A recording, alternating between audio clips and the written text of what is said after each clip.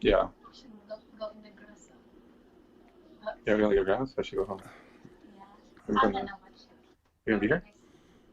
Oh, go to Galaga Farm. There's a link. Let me go inside then. Yeah, there's a link here. Yeah, yeah.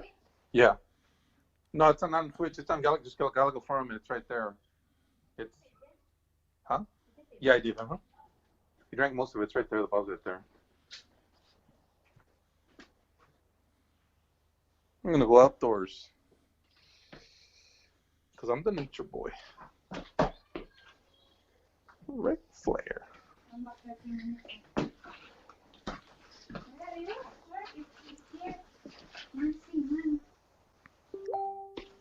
It's on a gaming. Yeah, Galaga Group or Galaga Forum. I think Galaga Group. Babe.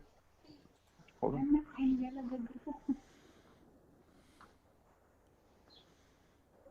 Right there. There's a link right there. I know, it's in Twitch. Oh, click on it. Sorry. I don't know.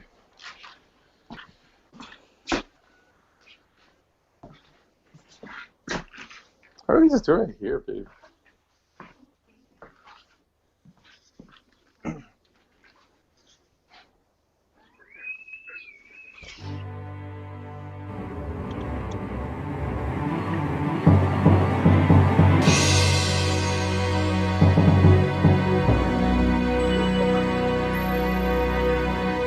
Welcome to the Gaming Feeds Experience. And we are live. Joining me, of course, as always. Oh my goodness. Looks like we got a little bit of a problem there. Hold on one second. Should have figured that out. Anyways. Hey, you guys still there? Oh, right here. Right here. Okay, I wonder what the heck happened there. Okay, gotta exit out of that. Okay, joining me, as always, is my fellow host, John Klinkle of Michigan.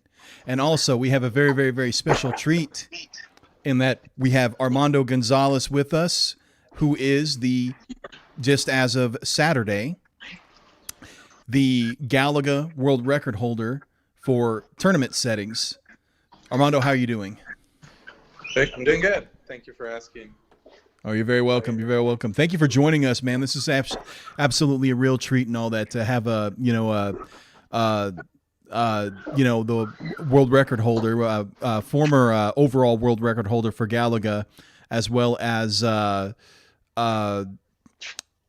recently taken over the tournament score and all that stuff as of Saturday and all that. Which I think you pushed it by like what 300,000 or 400,000 more points or something like that. Yeah. Like 400,000? Yep. Close to 10 million. Absolutely. Close to 10 million. So, are you streaming from outside? I went outside, yeah. It's from my neighborhood. Oh, cool. Yeah. Very cool. Social distancing out here. Oh, no, I hear you. No, so how is everything out in LA, man? Everything's good. Everything's, as you can see, everybody's like with their masks, because over here it's they're kind of like enforcing that rule, to everybody wearing the mask everywhere. And, yeah, social distancing, yeah. Yeah, so that's why everybody's kind of like separated. So, and I'm out here in the middle of the grass, but yeah, everything cooler. It's hot. That's like that's why I got out of the building, the apartment, because my wife was in there, but very hot. That's When I played on Saturday, it was like I don't know if you guys heard me, but when I was playing like around at 5 million, my glasses kept going like this because of the sweat, and I was like, every time I was going like that, every single stage, and then finally I got tired, and I just remember about the talcum powder, the baby talcum powder, because of my newborn. I do remember that. You're like, I need the talcum powder, and I'm like, you gotta understand. Like, I thought that's kind of odd. You know what I mean? Yeah. As far as give me the talcum powder, hurry up, because with 5 ships, I mean, just one ship lost, and it's not good. 1 or 2, consecutive, it's not good. So you were so close, because that was one thing that I was wanting to see. Because whenever, I know that John told me that he remembered watching you play in real life and how you had easily rolled like 6 million no ship loss, like back whenever John visited you. And, like I think that you had a similar type of run. I can't remember if it was at 5.5 or 6 million for your first dual ship run, but having that kind of a run, man, like I can't imagine like just having that kind of focus and not making. Basically, it's perfect play the whole time. Yeah. So since 2000, like when I started playing Galaga, like this, the normal fire back in like 2000, like 16 or 17. You know, I started like trying to perfect my gameplay. So like once I got to a certain point, like 3 million, 4 million, 5 million, and these are unofficial scores, right? Like unofficial world records. Right. I started trying to perfect my gameplay, so I try to like play without losing. So it was like it was normal for me to get 4 million without losing. It was normal. And heading into Score Wars, you know, like it was just, you know, I was pretty much like playing every day, you know, every day or every other day, and going for long runs on the weekends. And so I kind of like, I mean, I was like right on. I was like zeroed in. I was, yeah. I mean, I could play, you know, without losing for a while. And I did have one game I posted not too long ago, like about last week, about where I had 6 million with no 18 ships, and that one I stopped, and I always wonder, like, you know, what could have been, right, if I would have kept playing. But it was all unofficial, because at that time there was really no one. I mean, the only person that I know that was playing that was really playing competitively that I would see on YouTube was Andrew Barra. Yeah. So that was the only person I would see, and I would just occasionally post some scores, but it was all unofficial, you know. And I never dreamed of getting world record. I mean, I never thought that I would get an official world record. I was hoping, because of the guy from Buddy Match, the owner, he kind of hey, once you get the world record, you're already there. You've been breaking it. And I was like, well, really? I was like, yeah, really? Oh, wow. And then like that kind of motivated me even to try to even do higher scores. But he tried to help me out, but it didn't really pan out, because he said he had to do something to the machine, which would kind of like it wouldn't hold it. It wouldn't work if he kind of tweaked the machine. So I kind of was resigned to not getting a world record, and that was until I ran into Hector at Meow Wolf, you know. So and Meow Wolf, you know, right? Yeah, absolutely. The teacher with Meow Wolf, that's where I met Hector and Sylvia, and then from that friendship, the bond. And then when we flew back, he invited me to his house where he had all the recording. Everything was recorded, and the very first time I hanged out with them is where I broke Laylaw's record. So yeah, that was the first of quite a few times where I broke the 5-ship world record. So and that's an interesting thing too, because you know, it's just absolutely amazing, because like prior to you breaking Laidlaw's 5-man record, I mean, he held that record from 2011 up until 2018 whenever you broke it. So you had a good 7-year stretch of nobody, at least not, well, actually John and I, we actually granted, there's no proof of it and all that stuff, but we actually made recent contact with a Canadian Galaga player and all that, and apparently he was pretty good and had like a setup or something like that he was going to go to Fun Spot or whatever in New Hampshire or something like that. Yeah. But the thing is though, but the thing is though, the first person to do it with proof was you. I mean, hands down, you know, and especially not just that. You know, when John was telling me that, you know, you were able to go on runs, 6 million point runs. What was it?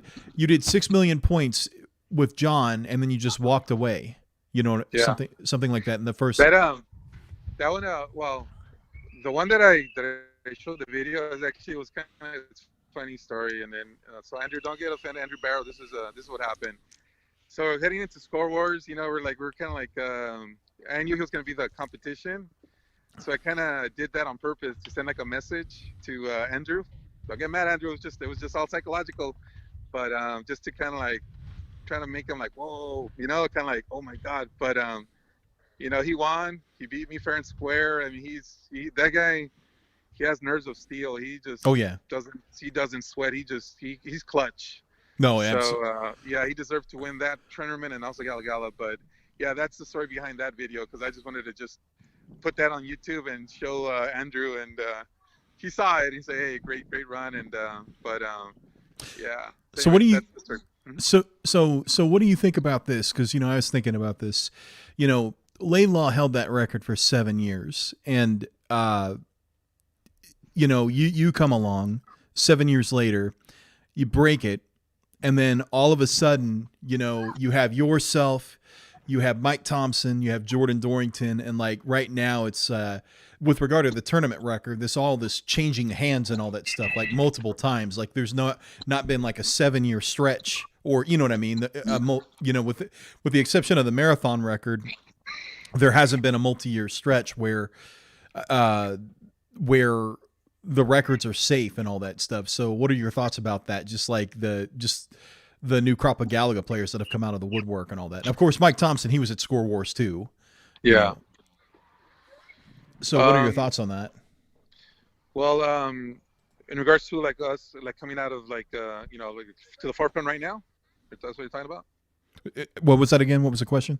You're talking about like all these Galaga players emerging? Yeah, all the Galaga players that are emerging. Yes. Yeah, I mean, that was the catalyst, right? The Score Wars, but Barrow's been playing for a long time, Yeah. I just, I started playing as well, like in 2014, 15, 16. 16 was when I started playing the normal fire. Once I found out, once I found out there was a different version of it, and I was like humbled, and then I learned the shooting technique because I was very frustrated, and my brain works like fast. Like I play like my hair's on fire, right? Right. So I talk fast, I move fast, so I kind of like had to kind of slow that down, and so I learned the shooting technique, where I use it constantly when I play, the double tap, and I don't know like how people used it, but I kind of shared that with everybody who former world record holders, current world record holders. I shared that information before they were world record holders. I don't know if they used it, but I think it's a great technique. I use it. I picked it up from Mark Schultz, who picked it up from you. So no, I use it. Yeah, it's once I learned that, and I was like, wow, this is like, once I started using that, my score went from 20,000, 30, 50 to 100,000 to 1 million, 2 million, 3 million. And I kept doing that over and over. And I, wherever anybody asked me, I go, what did you, what's the secret? I go, well, use this shooting technique. It helps you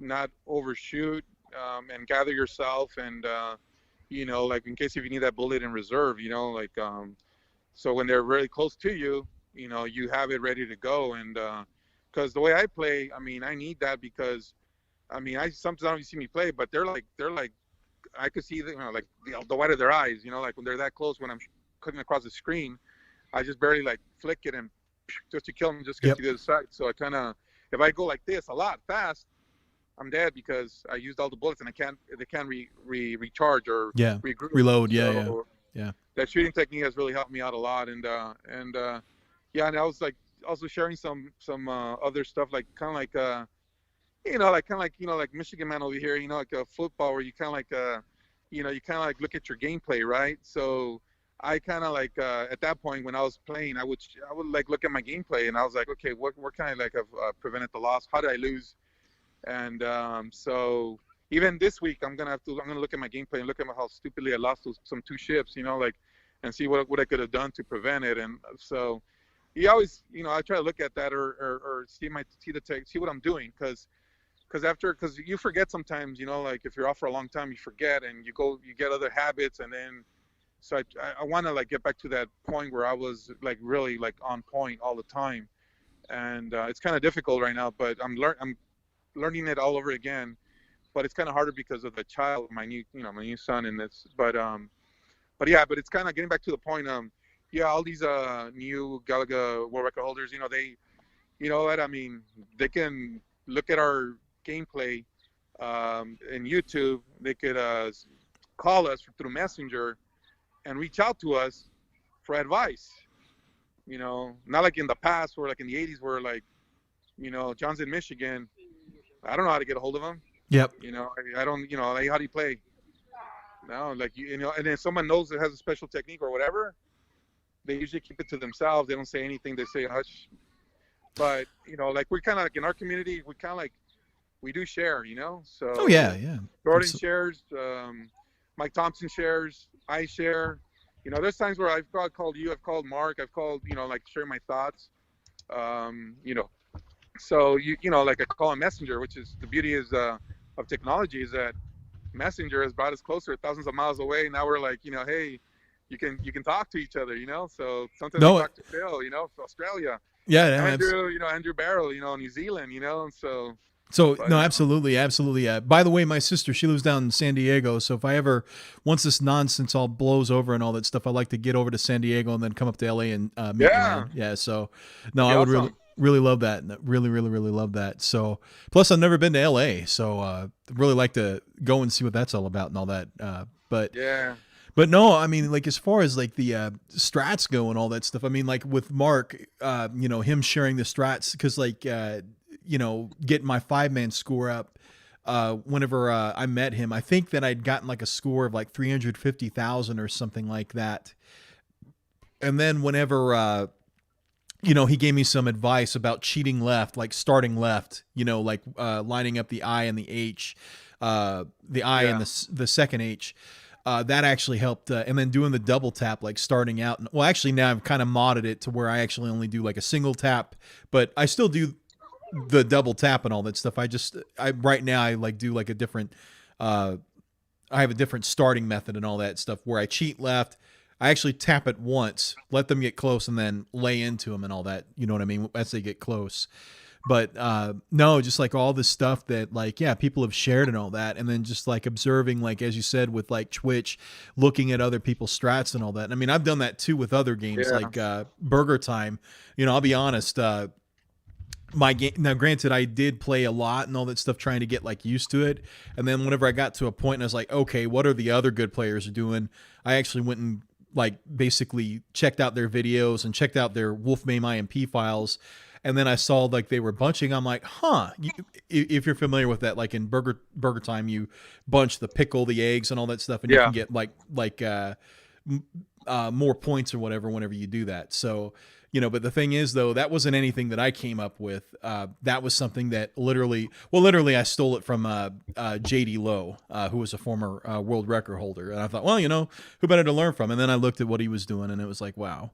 So as far as that goes, then, you know, like with what you've accomplished in Galaga and all that. So here's the thing.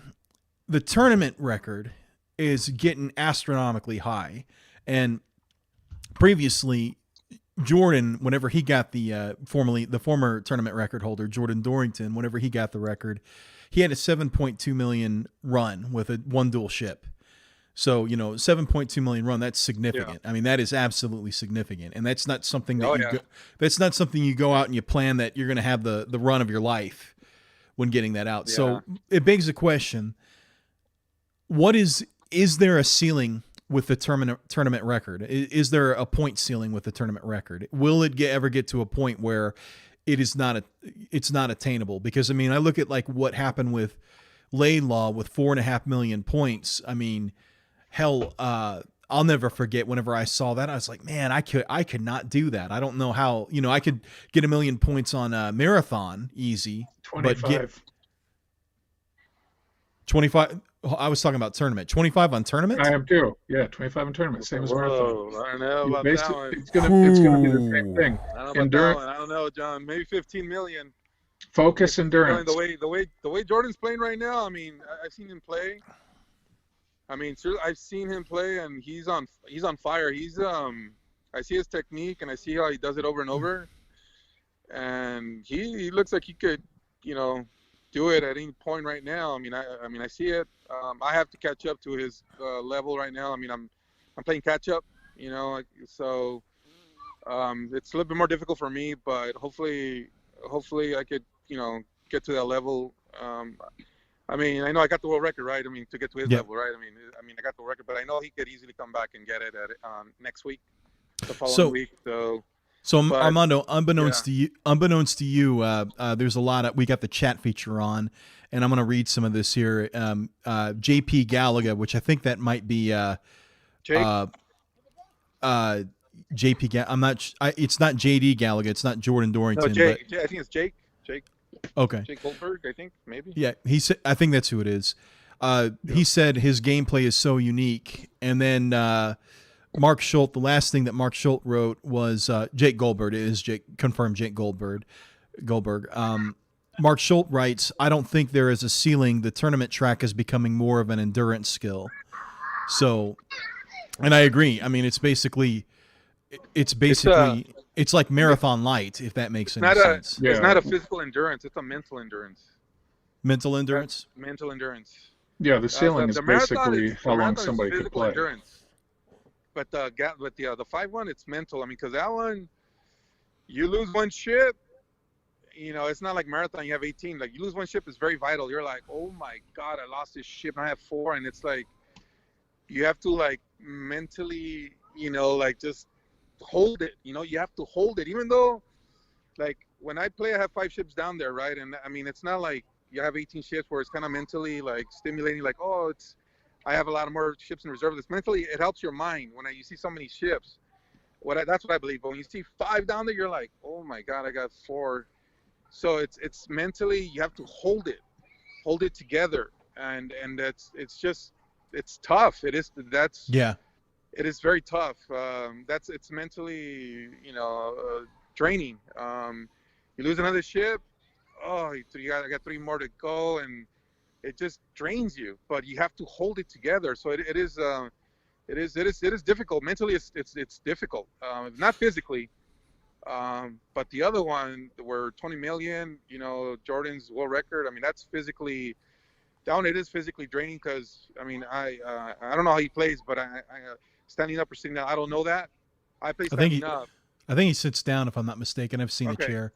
I gotta say this real quick because John Mightcast actually wrote a long thing here. He was talking about going for world records, and whenever he gets down to his last man, even if I have gotten the record or I have not gotten the record, that is when I feel that I'm actually playing. So John Mightcast is talking about when he feels like he's actually playing the game.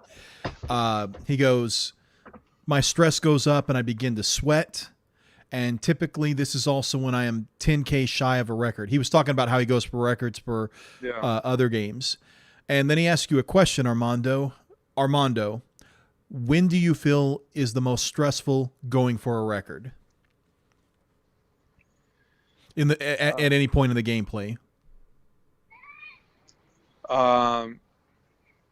Well, for the leading up to it, in the past, what I've done, I've called on my shot, and I put a lot of stress on me. And when I start, you know, like, and when I'm starting, and you know, like, I'm trying to avoid a ship loss, and that's when it's pretty stressful. At the very beginning, believe it or not. Yeah. Whether it's the marathon or the 5 ship, it's very stressful because, you know, you get to a point where, like, okay, I'm at 1 million or 2 million, and if you lose a ship, like, you have to think, do I stop and start all over again? So I don't want to get to that point. So, and it's stressful because I'm trying to avoid ship losses. Yeah, no, I hear you. And I'm trying to pace myself, and but I want to get extra. I want to get more than just my regular pace, like 1 million a ship. That's my thinking. So I want to, like, go as much as I can with that first 2 ships, and it's very stressful not to lose a ship at the very beginning, believe it or not.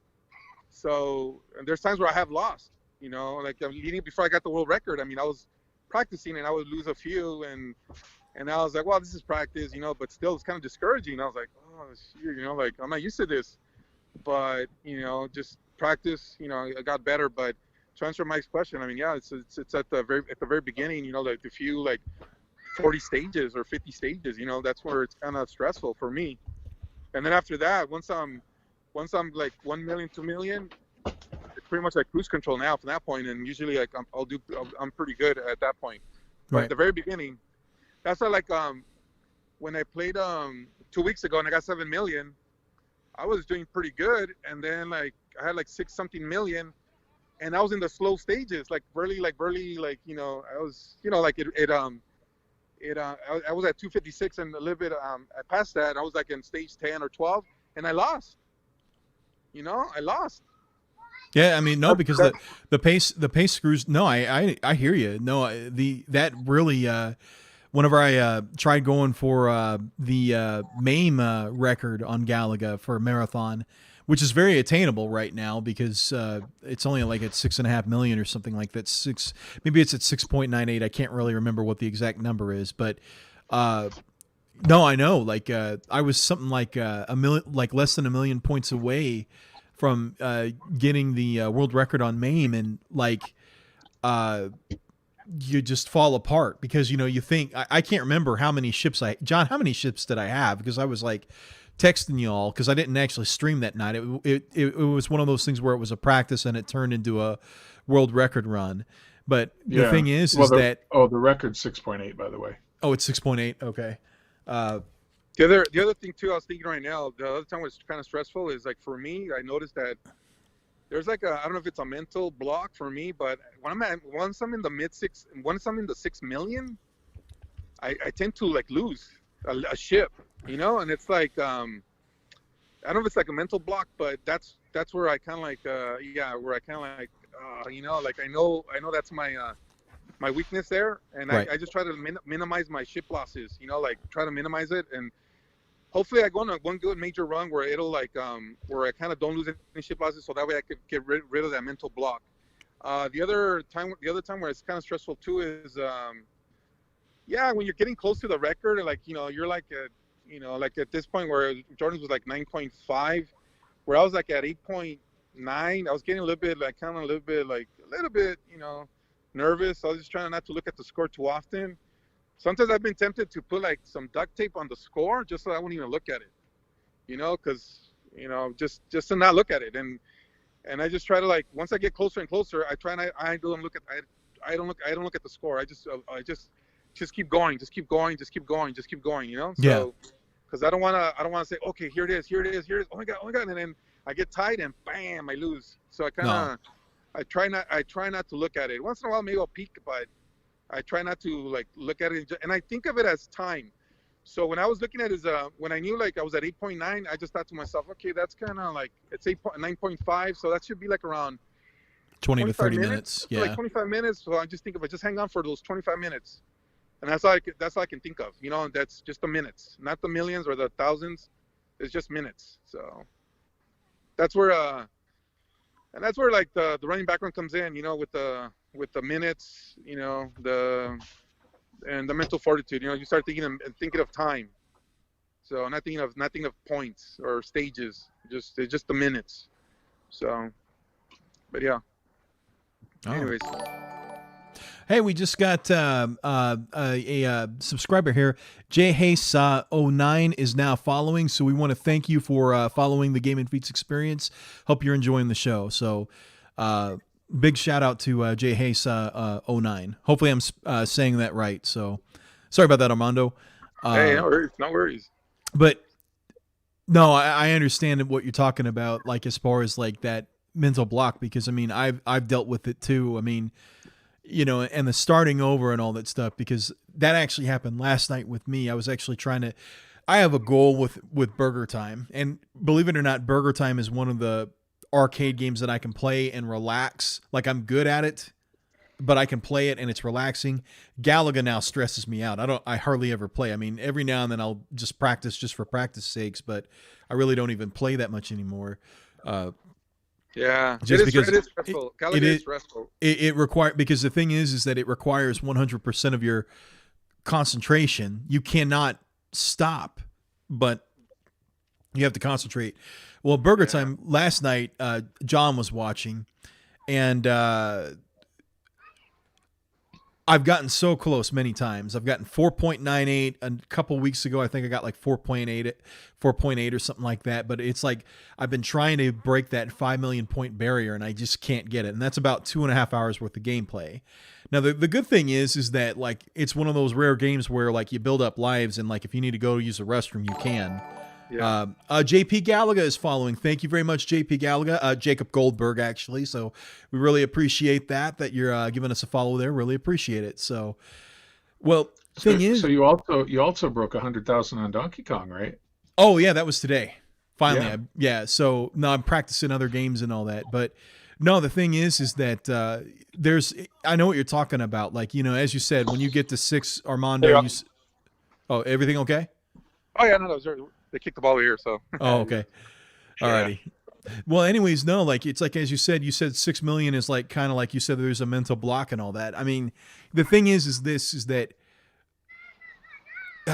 I know you've dealt. I remember Hector saying something about you with regard to after you play.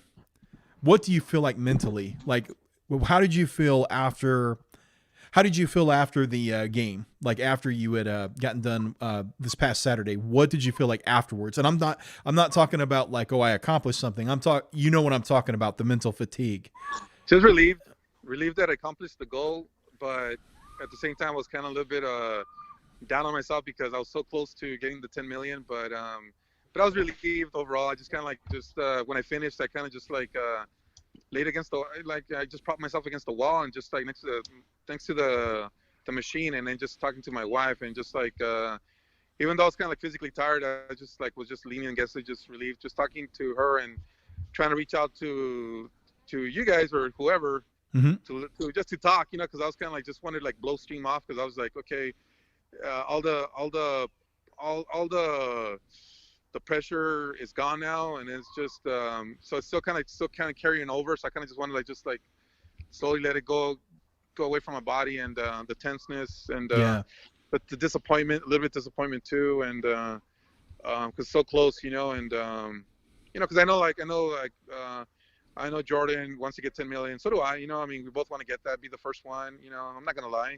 I'm sure he also wants to get the 2. You know, I mean, it's a big accomplishment. Yep. Mike Thompson too, and not to discount Mike Thompson. You know, I don't know, and I'm sure he's probably, you know, playing on, you know, at his home. So I'm sure eventually he'll come. You know, he'll try as well. So, you know, just to be so close, and I know like on this past weekend after I played, he played. He came so close to the record as well, and I'm sure, you know, if he didn't mess up, he probably would have got over 10 million and then some. You know, so yeah. He's on fire right now. I mean, I was at one point like that, you know, a few years ago, but I have to catch up to his level, you know, to even though I got the score, I mean, it's not. I don't feel it's safe. It's not going to be safe. It's not going to be safe because there's at any point, you know, just like he could get it. I feel anytime I play, I could get it. At any point, I feel like I can go on major devastating runs, 6, 7, 8 million. At any point, bring them back to back and get the score again. I'm sure he feels that way too now. I'm sure I'm sure he feels he's tasted the run of 7 million. He's like, you know what, I could do this. So the mental block for him is gone. So now I'm sure he could do 4 million, 5 million with his eyes closed.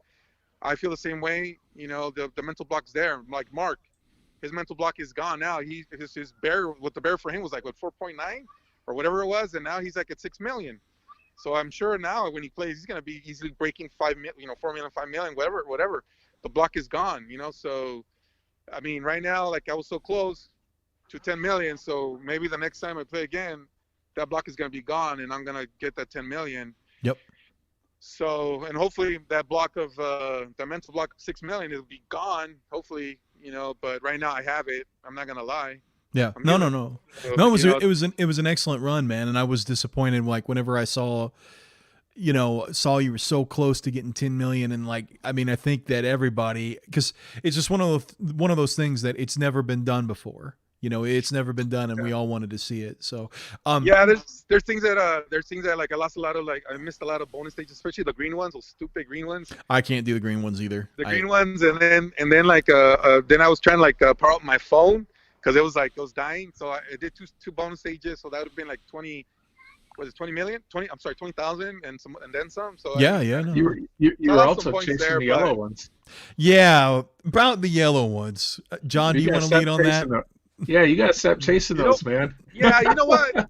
When I do bonus stages, it's because it's practice for me. It's to keep me sharp, the hand-eye coordination, the movement. I just kind of like I want to keep practicing, and sometimes I play out with my hair on fire, right? And I know I should kind of be more relaxed and play on the side and do this and do that, but I'll do it sometimes when I'm going to make sure I get the points. But in the beginning or in the middle, that's the way I play. Even the mods, you know, like I like to mess around with those. I like to have fun. I like to practice over and over because during my gameplay, I'm gonna need to repeat that type of movement with the shooting when I'm in trouble. Right. You know, and that helps with my practice because Oh, it just helps, hey, you know. there was another question for you, Armando. It came Yeah. in a little while ago from John Mike Cast. He wanted to know, like in the same realm, have you thought about going for other records in similar games like Galaxian, Galaga 88, G Plus, things Nah, like that? I don't like those games. The one that I do like is Miss Pac-Man. That's the only one. I mean, I got like a major scroll down. That's like and a kill screen too. But I don't have I don't have a machine here. I've always tried to like get like perfect stages. Try to hopefully get like a higher score than 720,000. But I just don't know how to do it. I haven't. I tried looking at YouTube. You know, try to look at YouTube to see how they do it, but I couldn't find one. So and then that guy with Abner, right? Abner was at Star Wars. I didn't see I didn't see the way he played, but right? Was it Josh? What is his name? Abner? Abner Ashman. Abner Ashman, right? He was a nice Pac-Man champion, right? Yep. Yeah, I didn't see the way he played, but I wish I would have. So anything else besides Miss Pac-Man, or because I mean, besides Galaga and Miss Pac-Man, what else you got? I actually like to play this game called and it's a mobile game. It's a mobile game or mobile. It's called Mobile League of Mobile Legends. Mobile Legends. It's kind of like League of Legends, but it's on your phone. Mm-hmm. So I've been playing that for like the past 2 years. And I still suck, but I really like it because it's team strategy.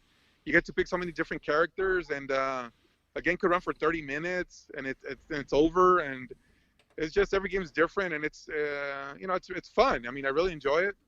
My hands have paid the price because if it's just like you're holding it like that, and you're going like this, and just it that's one thing that kind of like it's gonna work against me if I ever do go for the marathon world record because that was 2 years ago when I got the world record, right? And I don't know how Jordan felt after his right hand, but my right hand was, I was like going like kind of like this. Yep. And but so I kind of think about it. I go, man, if he got to almost 21 million, I go, would I be able to do it? At that point, I was 45 years old, better conditioning, and so now like I'm thinking about it, like, wow, if I do it, I'm gonna have to really stretch my arm out like during gameplay. I normally do stretching, but I have to really get in good condition because that arm is gonna be hurting. It's gonna be hurting, and my legs are gonna be. I play standing up. I cannot sit down on a stool. I have to play standing up. So have I'm you gonna ever? be hurting, and I have to start. If I do go for it, I have to start like physically getting ready for it, just like a runner would. Right. Start like with a base, like long distance runner. Start with your base for like 2 months. Like just kind of go out for runs. But in my case, I won't go for runs. I'll go for long walks and then just stretch out my arm because that record, that record is attainable. It is attainable, but it's just physically, it's going to be very difficult. Yep. Very difficult. So Very John Mike Cass was saying that Galaga 88 is pretty good. Have you ever played Galaga 88? Yeah. Yeah, they have like 5. You're like, there's 5 of them. Like you capture so many, and then you're like like that. You're just going all back and forth. And yeah, I played that one. And then you kind of shoot them, and they keep going up, and then you keep to make sure that they don't they don't like spawn or what? Yeah. Yeah. I played that one a long time ago, but I played Galaga because of I enjoyed it. This is like 2014. That's when I started playing it because an ex-girlfriend of mine took me and to a barcade when they're barely springing up in downtown LA, and then I got 1 million on Fastfire, and I was like, oh, and I was hooked. I was hooked with I was never really good at it, but I was hooked because there was so many people like looking at you play, and then it was on the screen, and then from that point on, I just kept playing, and it got boring. It got boring once you got like 17 million, 21 million. It was boring. It was just like there was no challenge, and then after that, me and this other guy, I forgot his name. But we got like 17 million. So we're constantly challenging each other, right? But it got to the point where I no longer wanted to play it. It was no fun. There was no record in it. There was no glory in it. It was just bragging rights. And I just wanted to put it. I wanted to put it away so far that he wouldn't even bother anymore. So mentally, just to screw him, screw his head. But and that's one thing I do regret 2 years ago when I was there at 17 million with 6 ships to go, that I didn't do that. I didn't bury that score. You know, I could have buried it and mentally just killed everybody, but I didn't do that, and I do regret that. Well, the thing is, though, is this Armando? I mean, the thing is that, you know, you broke something that had stood for nearly 30 years. You broke something that had stood for 30 years and all that, and I would have never have thought that anybody. I mean, you're talking about. I mean, a whole day is gone whenever you go for the marathon record, if you have the ability. Oh, Jordan Dorrington is on, and he said that he has a whole routine as well before he plays because it's so physically demanding and all that. So there was a comment prior to that, too, on Facebook I was trying to mention as well, but now he mentioned it here, too. Joe Piscitelli brought up Reston. What's Reston? He said Armando loves it. What? Reston. Oh, Rastan. Yeah, Rastan. The Rastan, That's a game. And the Barbarian one. Yeah, I like to play that one a lot. I flipped that game too. I finished that game, so that's one of my favorite games too. That's one of like growing up. I like the special effects, but yeah. So now there's a goal for the 21 million, but not yet. I mean, right now I'm not even nowhere near close to challenging that. I mean, I could probably get 10 million, 12 million, 14 million, but physically I'm not ready. It's it's gonna take 6 months, and that's not only that. I have to coordinate with my wife. So I was kind of like leading up to getting the world record. I mean, the 5 ship. I was playing sporadically here and there, a little bit more often than usual, but then I had like a kind of like a week and a half lull where I didn't play.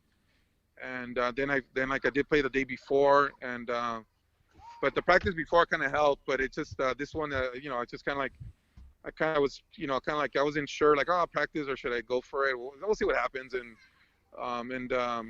it's kind of like it was nice to get it and with her blessing, because it's very difficult now being married. Because years ago I wasn't married, and when I was actually dating her, Galaga was kind of like occupied. Because we had a long distance relationship, kind of like 90-day fiance stuff. So she's in the Philippines, I'm over here, and then like it's 4 o'clock over here, and it's like night over there, and it's kind of like whatever it is. So I kind of would play Galaga in the meantime. But actually, no, 4 o'clock for us was or morning for her. So I kind of would play Galaga, and it would occupy my time. And then so it kind of like I just kept playing because of that, and because. From going from fast fire to slow fire, and then I would just kind of like would just go after work, like immediately go after work to go play. I would wait. I would wait for the guy to open the doors, and I would like right away just scoot in, and then just get my bottle of water, put it there, and then start working on my scores, my techniques or whatever, my scores, and then I would wait. I would pass the time, and then I would call my wife through Messenger. Sometimes she would call me, and I would be talking and and playing, and then there's times where I say, hey, don't call me until like after I'm done, and that was like a routine over and over for like almost like about 2 years, like doing that, and it kind of filled that void, and I would also, after I would finish talking to her, then I'll go for my walks around the cemetery, and but just for health reasons, because I used to run, and I also, I'm getting older, I wanted to get like a little bit better in shape too, since I don't really run anymore.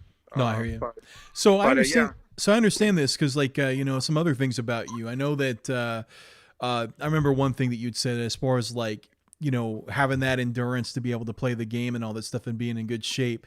You said that you used to be a runner in college. Is that correct? Yeah. I used to be a runner. I used to run the 10,000 meters, the marathon. Not the marathon. 10,000 meters, 5Ks, 10Ks, cross country. The mile, the 2 mile. Back in 1996, believe it or not, I won a half marathon, the Culver City half marathon, in an hour 23 minutes. I was actually going to try to run the marathon to see how fast, if I could do it under 3 hours, but I got injured, and I got injured when I won the half marathon, because I didn't even prepare really. I mean, I just kind of like, I went with this group called Students Run LA, and then we got in the bus. I was wearing old shoes. And then we were just running, I was like, oh, let's run, for fun. But then what happened was that when we were running, there's like there's a certain point where the runners are coming back. So you're gonna see who's first, who's second, who's third, who's fourth. So, and I'm running with this other guy, we're talking, and then I started counting. Of course, my competitive nature comes out. I go, here's number 1, here's number 2, here's number 3, here's number 4, here's number 5, and then I realized, hey, I'm 70, you're 6, and I told the guy, I go, hey, you know what? I'm gonna go for it. I told him, I think I could do this. And then he's like, oh no, just wait. On the last mile, we'll catch him. I was like, dude, we got like 7 more miles to go. We're not gonna be able to all of a sudden like put in and afterburners and catch them up in the last mile. Stupid. But anyways, so I kind of like, so I'm out of here. So I just kind of gradually just took off and gradually overtook the leaders, and I won. My first time ever winning like a half marathon. But that comes into play. That really helps me out a lot with my mental the mental fortitude to keep going, because running, it's painful. It's hard. Yeah. It's a job, and it sucks.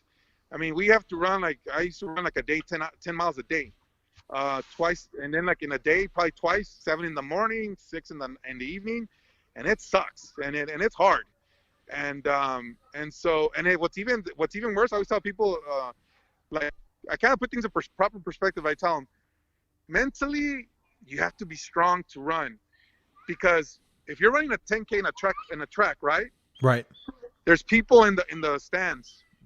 And when you're running around, they have like this flip chart or the numbers, right? They go 23, and you come around 22, 21. So they're counting down, and you're like, oh fuck, I got 20 more. And we're not running like for fun. We're running hard. And then 20, 19, 18, 17, 16. So your mind, so a lot of runners, they're like, oh, my hamstring, and they go to the side. They go to the side. Oh, my ankle, because they mentally broke. And in running, you have to have a strong mind. Yeah, no, I agree. That's where it helps me when I lose a ship. It's hard, it's devastating, but you're like, okay, like, let's close up, forget it, let's just keep going. So Joe Piscitelli, he has a question. Yeah. So whenever you're working out, and this is going to your Galaga gameplay, obviously you play music. Does the music help your game? Yeah, it's like Iron Eagle, like Chappie, and you remember Iron Eagle back in the day? Yes. When he was great movie. you put it on. Yes, I remember Right? Iron Eagle. Iron Eagle. Right? He put the music on, and he would go and beat up the Iraqis, right? Right. To save his dad. Well, it helps a lot. It really does. The rhythm, it helps the. Yeah, and it also kind of could work against you, because sometimes I get like a song where I kind of just dislike, and it's just kind of like, I'm like, oh, so I kind of like forward it because I don't like the rhythm. See, that's why I actually, like, whenever I play Galaga seriously, and I haven't done it for a while, but I'll listen to like power metal or European speed metal and all that. And the reason why is because it's like, it's like, it helps me keep like pace or whatever with my firing and all that stuff. It it's actually good music to actually use to focus on all that. Whereas if I'm listening to like a podcast or something like that, what happens is that if something comes up that's interesting, I'll want to pay more attention to the podcast than as opposed to the game. Yeah, Pantera, Joe Pesci. Actually, you want to know something? Joe Piscitelli, I was listening to that today, Pantera. I was listening to Cowboys from Hell.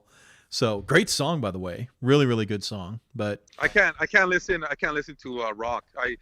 One time I was at 82 and they had this DJ that was playing like hard rock, and it was just like I was losing. I was like, and I looked at the DJ. I was like, get out of here, dude. I mean, I can't even play. And I was like, oh, and that's another thing too. A while back, I mean, like 2 years ago, was it 3 years? No, like 4 years ago.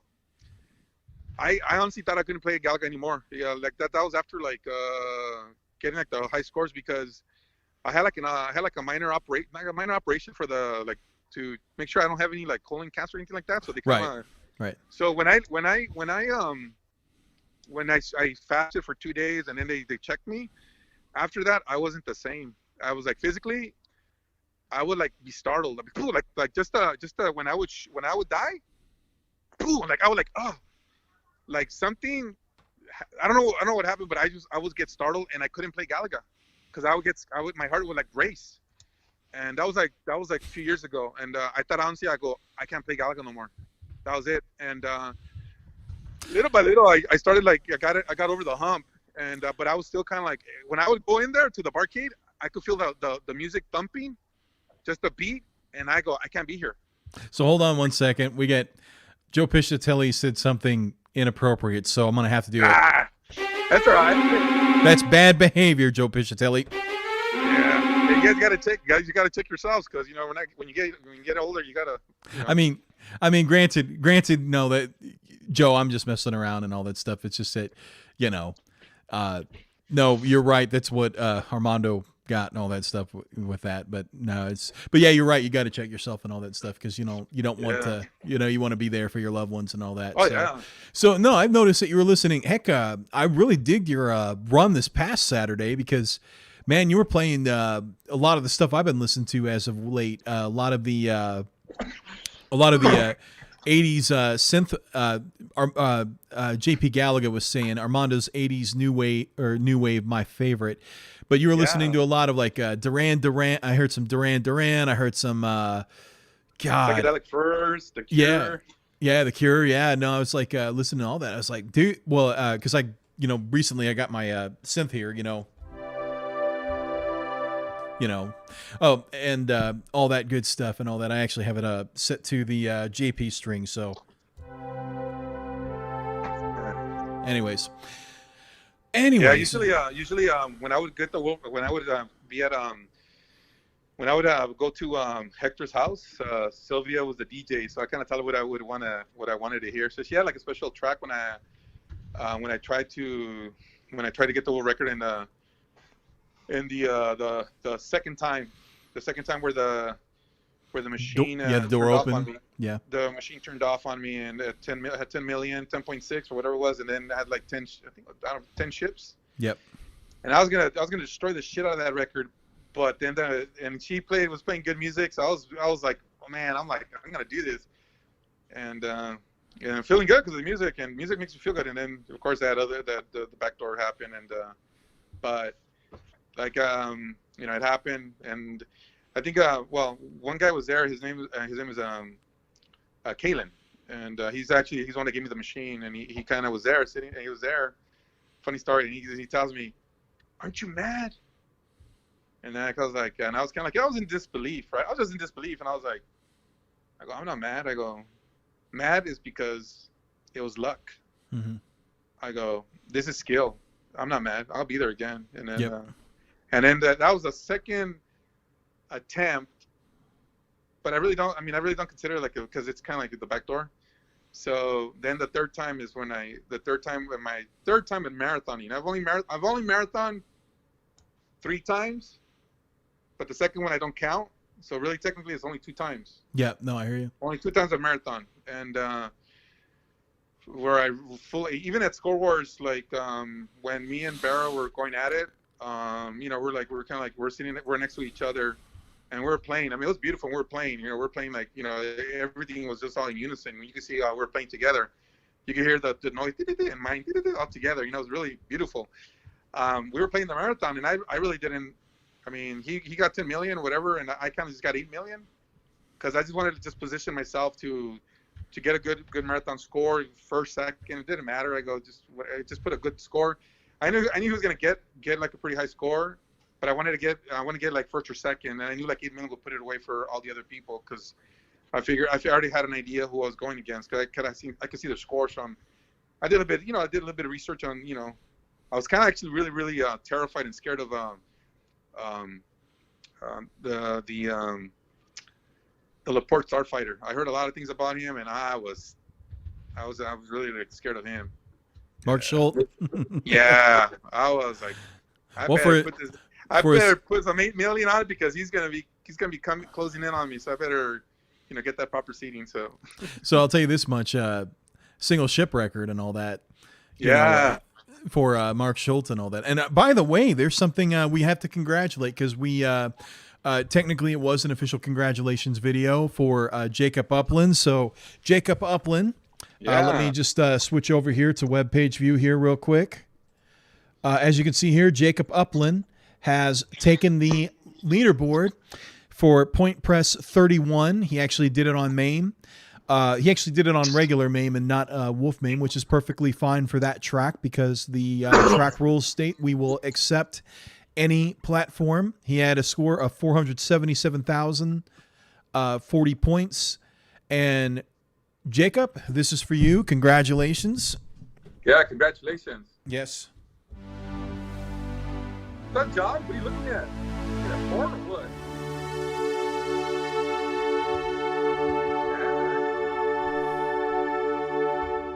Yeah. I see you, John. I see you. There you go. So anyways. Yeah. I see the reflection of your glasses. I'm multitasking. Playing Fortnite. Oh, you caught me. Well, I see that. You guys are carrying You're on not a pretty looking good at your combo. hero. I'm You're just. not looking at your hero, right here. Focus. I've got the Deadpool. I've got the Deadpool skins, all of them. I So I'm kind of rocking with that. So Armando, Look, I'm wearing my Meow Wolf shirt by coincidence. But Meow Wolf brings a lot of good memories. And yeah, it brings a lot of good memories. I remember that. Everybody. Yeah, meeting everybody and then having those long walks from the arcade all the way to the hotel with the houses and the bonding, and that was awesome. I wish I could have gone to Gala and bonded with Mike and more again and Jordan and those guys over there in Australia. So sound off if you were at Star Wars. well, we got at least three people. I know, right? 3 people that were in Star Wars. We got awesome, Mark man. Schultz. Awesome. We got Awesome experience, and yeah, we all had our great time. Pressure. There's a lot of pressure, of course. You know, we it's not the same. You know, it's not the same like like about playing in your room, living room, kitchen, or wherever. You know, it's a different animal. And when you play live in front of people and then head to head, and you know, it's nerve wracking. You know, it's nerve wracking, and it's a great experience. You know, very great experience, and yeah, everybody had a shot, and you know, at any point, anybody can, you know, sudden death, and you know, it was a great experience. Maybe one day, you know, GoFundMe, and then could start a GoFundMe, like pool of, you know, money and set it up somewhere and get Galaga machines and do it all over again, because it was such a great experience. I'd say if we were to do anything, I'd say because it was that took place out in New Mexico. New Mexico, yeah. I'd say that, and I do apologize, Armando, because I know like you know, people on the coast and all that stuff, whether it's New York City and all that, but like a lot of us are all concentrated around Chicago, and yeah, we're thinking galloping. If we were to do something.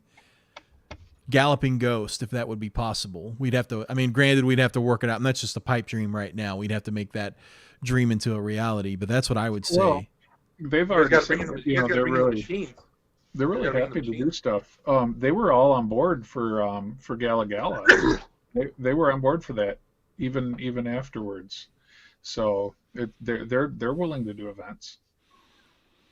Awesome. Yeah. Well, I mean, they could do it, but my God, like to replicate what Meow Wolf did, like with those screens up in the sky, and it just. Oh yeah, that was so beautiful. I mean, it's just like, just walking into the room, and I remember like walking into the room, when you walk in, you're like, wow, you're like in awe, and then I remember walking into to Meow Wolf to the arcade, right? And I saw, I think it was Phil. I think it was Phil playing the game, right? Was it him? When he had like long hair, yeah, it was him, right? He was playing when we first walked in, and I was like, and you know, like I believe it was him, but yeah, it was kind of amazing to see like some sitting down on the stool, and then you run to the machine like a little kid, like, oh, okay, I'm gonna play this is my machine, and everybody was calling their machines, and then Layla was calling his machine with his little alien, and then he's like, he was there, like Layla was there, like he woke up early in the all morning. he like, did was play. He did. He went straight to the machine, and he claimed one machine already, and he's I'm gonna play this machine throughout the tournament. But it didn't work that way, because whoever had the highest scores is gonna, you know, get to pick the machine that they want. Mm-hmm. And, we had another question. I don't know if you guys already answered it. Yeah. What's that? Oh no, go ahead. Go ahead. What was the other question? And I love bonding after we would practice. Like all of us would go to like your room. I think it was yours and Mark's, right? Well, we went to Phil's room a lot. Oh, Phil's room. Okay, Phil's room. Yeah, we're like, and everybody would be on the just Yeah, his little talking. cookies. Yeah, and everybody just talking, and it was awesome. It was awesome. John Mykest. Sorry, I don't mean to interrupt you, Armando. John Mykest had an interesting question. Yeah, because that's probably the one I was going to say. Go ahead. I don't know. I'm not used to being able to talk. No. He said, how did the machines at Score Wars play? With LCD, I expect for a slight delay with the displays. Really, we could both answer that one probably. There was some lag. There were some spikes, but it didn't seem like there was really a delay per se. What do you think, Armando? No, it was good. There's no excuse. The one person was saying that the machines were not working and whatever, but they worked perfectly. We were all at the same thing. We're all dealt the same hand. There's no excuse for your gameplay, and don't blame the machine. Everybody's playing. Everybody's playing at the same machines. And I heard there was a hiccup. John, you told me there was a hiccup with one of the machines with regard to the displays. Well, no, it wasn't. No, it's just that the machines on occasion it'd be like they'd pause and continue, but it was so quick. Nobody died from it, but Andrew Laidlaw was complaining like crazy about it. But yeah, it wasn't really a problem. We did. It was just something you could know. You could see. Yeah. Because I could tell you the thing is that.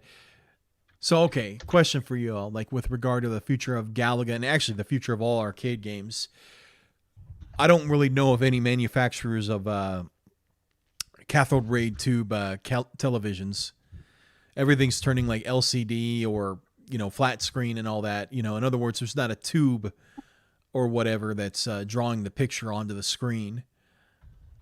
For obviously with the Arcade 1-Up, that's a flat screen that's embedded into it. So will it get to a point, Armando, and John too, you think it'll ever get to a point where it'll be tough to actually have a classic arcade experience, like with like basically, how do I put it this way? Like, will there be a point where the real feel of an arcade game or whatever will no longer be like, say, Galaga from 1981? Because eventually those cathode ray tubes are gonna burn out. Those screens will burn out. And John Mykecast just made a point here. He goes, I think there is only one company that makes 8-inch or smaller out of India for CRTs. So what are your all's thoughts? Are you talking about the experience, like of the overall experience, the overall experience, that glow from the screen, because there's like that glow from the arcade screens and all that. So yeah, well, the screen that we played on was kind of like it was kind of like a little bit grayish, like gray, right, John? Yeah. Like when we're playing, yeah. So, I mean, that was all right. There's no excuse. I mean, it plays. I mean, for me, I didn't care. I mean, I was before I played Score, I was playing on the machine that was like high score save mod kit. It played the same, no big deal. I mean, like you make the adjustment. You got to make the adjustment. Everybody's on the same level playing field. And but what I was gonna get. What I was going to tell you is that, about not the feel, but the culture, like not the culture, but like how when we grew up, we have a crowd, people watching you play, and that's gonna go. It's gone, pretty much. I mean, even if you go to like another arcade, it's really rare. Mm-hmm. But back in the day, when you would play, you had like 4, 5, 6, 7 people watching you play, and that's awesome. Now it's like, really cool. Not really, because now we have like technology, and now Twitch has actually replaced that. So, and I will say, that Fast Shot game I played at Galloping Ghosts, I had a crowd around me when I hit the 10 million mark because nobody had ever seen 10 million points on Galaga. So, but I looked around when I was at 12 million and like nobody was there. So it's like they really did only want to see the 10 million. They weren't watching me play. Yeah, yeah. I've had a even at the barcade, like where I played there. I mean, you're talking about there's like 100, like maybe 200 people at a time when they're in there. It's huge. It's a huge place. And then when I played Fast Fire, and they see the scores, the high score saved, right? So there, and you know, it wasn't at 17 million at that point. It was like 13, 12 million. So every time I would go for that record, me and the other guy, we were like one up each other.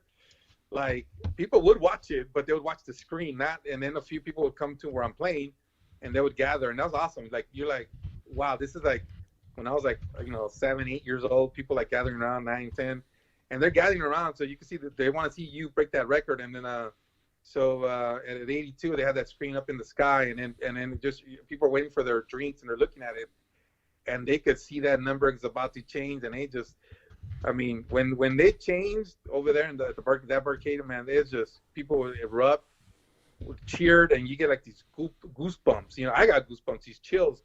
Wow, like like I got the whole record. I mean, not the whole record, but I got the record there, and people came over like tapping in the back, and you just got this. You're still playing with these goosebumps, like wow, yeah. And like it gives you that motivation to keep getting higher scores, and do it again another week. I'll do it again. I don't know how the other places are, like the quarter barrel or the one up, but over there at 82, man, it was just kind of like a score wars with the screen up in the sky where everybody could see it, and it motivated me to get better, and it was awesome, feeling that when you're a kid, like people gathering around you.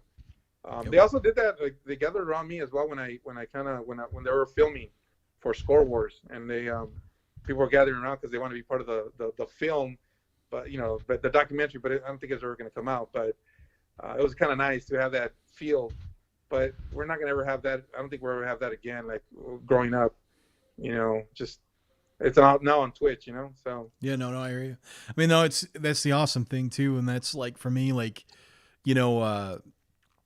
streaming some of the stuff that I've done and all that, like for, Burger Time, of course, Galaga and all that, and having like people interested in that. I know, a lot of the guys used to, in Galaga group and all that. And you even yourself, Armando, and I appreciate that. And of course, John too, Mark a lot too, and all that.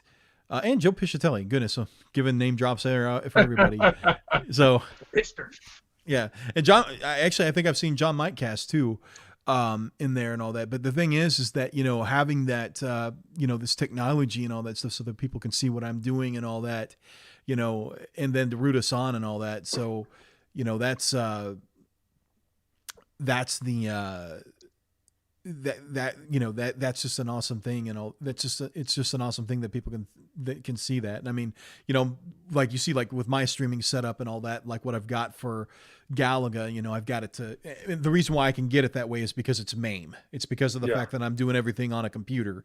It'd be a little bit different if I was actually streaming a live arcade cabinet, because then you have to actually get one of my cameras.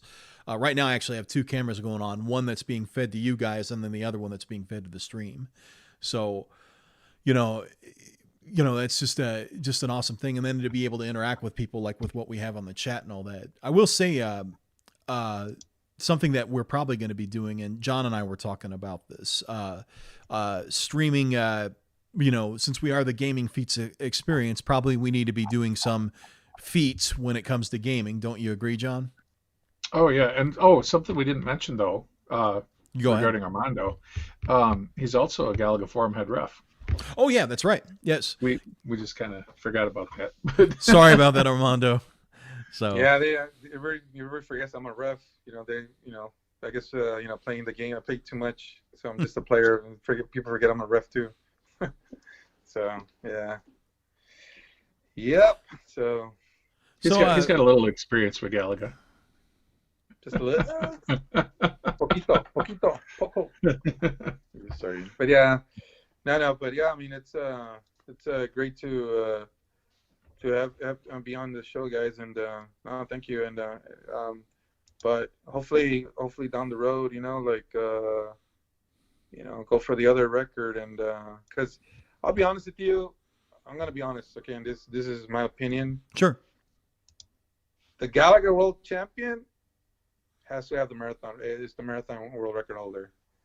5 ship, it's nice, but it's not the same as having the 5. So Yeah, I mean, you can have the 5, but having the marathon one is for me. I mean, that is the main one. That's the most prestigious, yeah. So because I mean, I'll tell you this much with what the I'm called world champion, but honestly, I just still feel like a little bit empty, you know, because I'm like, no, you know, like I want to be the other one, but right now I can't do that, so I have to, you know. But yeah, I mean, I'm thankful being a 5 champion, you know, the 5 ship, but the other one is really the most prestigious one in my opinion. So and yeah, so Jordan has that, and we're all gunning for that, you know. Down the road, I mean, I don't know how many are gunning for it, but down the road I will be, but not right now. So hopefully other people come. Hopefully maybe Mike down the road, and then we haven't spoken about Andrew really. I mean, Andrew is like, man, that guy. I think at any time if he puts his mind to it, he can. Laidlaw? No, not Laidlaw. So, John. Andrew Barrow, man, Layla, fuck. So, John, he's a cool guy, but yeah, no. We actually have a guy here that's got a tech question. It's actually on one of our other things that we restream on Fireman CV. He goes OBS or Streamlabs OBS. I hate Streamlabs. He said Slobs, but actually it's Streamlabs OBS. Actually, Fireman CV, we are using, believe it or not, the way that the stream is actually being conducted. It's being conducted via OBS, which is being ran on a Dell Precision T7500 computer, which has dual Intel Xeon processors, 48 gigs of RAM, with a GTX 980, and it's running Debian Debian GNU Linux. So we're doing this all entire. Sorry, I'm a tech guy and all that. So this guy had a tech question. So no, definitely I do not use Streamlabs OBS. I actually use just regular OBS that I apt-get. So that's how I do that. So. And then he goes, because I gave the specs. He goes, sweet, nice. Now I want to cry. I'm jealous. Don't be jealous, man. Check the Dell. Which one is that, Rob? The what? It's the yellow with the robot head. I don't know what that is, man. I apologize, Fireman CV. I'm not sure which platform. Which platform you're on there, because we are majority of our chat is actually on Twitch and all that. But granted, we have like the extra up too, so that if we catch something from Facebook. So sorry about that, Armando.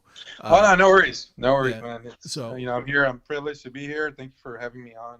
So any questions for Armando? I have to say that there's a lot of new Galaga players and different different pages. Arcade High Score Club Challenge, Galaga Group, Galaga Forum, the 1-Up machine. So it's kind of nice to see that. So really, you know, to see all these players, you know, and then there's one guy from Spain. I don't know if you've seen him. He's on Galaga Group and Forum, and he actually sent me a message personally, and then I speak Spanish, Spain, Spanish, Español, Mexico, you know, whatever. Yeah, no. So I started speaking to him, and I told him, hey, join Galaga Forum, join Galaga Group, and it's kind of nice, you know, it's getting international now, you know, like. Yeah, no. So and I told him, I go, you're gonna be the best in Europe, you know. Well, no, and that's the awesome thing too. Like our contact that I want to get back in touch with them. It's been a while since I talked to him and all that. Our contact up in Canada. Actually, really good Galaga player. He's English and all that, but no, I hear you on that. That's like something that I used to live up in Quebec, up in French Canada, for school, and that's something that like I didn't see it. Like whenever I was living up there 10 years ago, God, when was I living? 12 years ago, actually. My last year in Canada was February 2008. So 12 years ago, but there was not any like barcades or any of that scene or whatever. Yeah. So I'm thinking that that's something that's happened. Like I know in the Indianapolis area, it's happened within the past 5 years and all that. So, you know, that's kind of how that goes. So. I wasn't even in the, you know, as a youngster, I was really good at games. A lot of, you know, one quarter I could last 1 hour, 2 hours. I was just like, that was a nightmare for the owners. Right? I mean, every game they would bring into the restaurant, I would play it, I would master it. And as you get older, it's not. I don't have that mastery level. I don't know why, but I just don't. But it was what's my point? But I forgot my point. But anyways, so going back to the tournament thing, I don't think I finished my thought in my question to you. Like the tournament record, I don't consider. I mean, don't get me wrong. The marathon is the crown jewel as far as video game records go. It is the crown jewel, no doubt about it, and all that. But the tournament with what it's become, because the thing is that it's all about how much can you get out of your 5 ships and all that. I mean, maybe at one time the track was an auxiliary track, but maybe it was, maybe at one time the tournament track was an auxiliary track to the marathon because of the fact that the record holder for marathon had held it 2 record holders ago. The guy who held it actually, held it for almost 30 years. And I think that the tournament track was created so that, it could get new names up there and all that stuff. And kind of what's happened is that, if like the marathon players and all that, the ones that are doing well at marathon, they could do very, how do I put it this way? They could do, oh goodness, what is it? I have a funny story, like it's related to scores and Andrew Laidlaw. There was a part where after I think we finished playing, I think we were just sitting there interviewing us, me and I think Andrew Barrow, and then I think Andrew Laidlaw came, and he said something. I don't know what he said, and I kind of like just told him, your record is going to be broken this year. It's either going to be me or it's going to be him, but your record's gone. And so when I lost, I kind of like I broke down because all the pressure was gone. I just broke down. I lost to Andrew. I broke down. I was kind of like a little bit. I wasn't crying, but I was kind of like really like relieved and just broke down, man. And we split the pot, so didn't matter. Like it's not because I lost the money. He's a great guy, Andrew. Andrew Barrow gave me. We split the pot, and after that we went our ways, right? And I just in my head, my competitive side said, you know what, like I lost, but I'm gonna come back with vengeance. I'm gonna break that fucking record, the 5 ship first, and I'm gonna try to beat it before Andrew. And that's what I thought. I thought Andrew was gonna try to get it.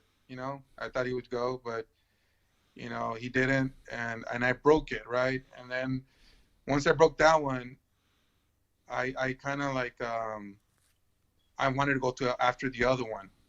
Marathon. And I felt like it was like for me, I don't know why, but it felt like it was a race against time, a race against like Andrew Barrow, because I knew he was such a great player, and I go, I want to get it before he does, See, the thing is about Barrow, because like, and check it, hold on, check it yeah, out. sure. Hector, Kalen, Super Cato, which is Van Buren. It was beautiful to see that we all came together to try to get that goal. And then on top of that, Phil contributes with like 10 speakers. This is back in June 2018. And then Meow Wolf jumps in and they bring in the documentary to see if I could get the world record, the marathon. My first ever attempt to do a marathon. It was kind of like I can kind of I'm not overreaching, but it was kind of like ambitious, and it was it was awesome to see that Galaga was bringing everybody together, to go after that one goal, to get that marathon record, and having Phil coming in, having Super K, Hector, Van, the Meow Wolf guys, it was beautiful, man. It didn't happen, but it was beautiful just to see everybody coming together and planning. I mean, we were planning the day, the time, when we could all gather together to do it. And for the love of Galaga, for the love of the record, to try to get that record. I mean, it was such a people don't know that. Only a few people know, like Van, Hector, like how we all came together to strategize to get that. And I honestly felt like I always felt that Andrew was going to try to get it with the help of Netherworld, and I wanted to be the first one. And we were planning over and over to try to get it. And then when I failed miserably, I got 10 million, and I felt like such a just let everybody down. I felt I let people down, but it was so much intense pressure, and I mean, it was just so much pressure. I mean, the thing is, but then we got it, So on the second attempt. Mm-hmm. Well, the thing is, Anyways, the thing no, of course, no. I mean, the thing is just with like the pressure, and that's why, like, whenever I talked to you, like once I said, if you're going to go for something, just call it practice. You know what I mean? Like with now that you have your own machine, call it practice, because you want to know something. If you screw up, it's practice. You know what I mean? But if you go on a run, you go on a run, and that's how that goes. So, that's. I used to do that, like where I used to like call my shot, and I was like, I'm gonna do it this day, but when I do that, I get so nervous that I have to go to the restroom and I start throwing up because I put so much pressure on myself. I usually come through. I usually pull through, and being clutch, but occasionally sometimes I will fall, I will stumble, and then I feel like I'm an ass because I called my shot and I fell short. Like 3 weeks ago, or 4 weeks ago, when I tried the Instagram with 82, and I just couldn't get it. I couldn't get it done. It was I just couldn't do it. Yeah, I couldn't do it. I felt like an ass. Like, oh man. But but now I was like, I like this past week I was just practicing. I'll see what happens. But yeah, like if I ever go for the marathon, it'll be a surprise. It'll be a surprise if I do, and I'll see how I feel, see how everything goes, and then if I feel great, then I'll do it, man. I'll go. I'll keep playing. See, that's the thing, I'm though. not gonna call my shot, So yeah. No, I hear you. That's the thing. That's the thing. I do know what you're talking about. I think the thing is that with marathon, because I mean, heck. Oh, yeah, bless you. No, you're good. The thing is this. It's like, as you said, now you're married and you have a child now, and I mean, the thing is that now it's kind of hard to like sit out and go and do that and go and take, spend, goodness, 14 to 16 hours of playing and all that. I mean, that's the thing, is that's what it takes, people, is that it takes that much time. You're talking about the better part of a day.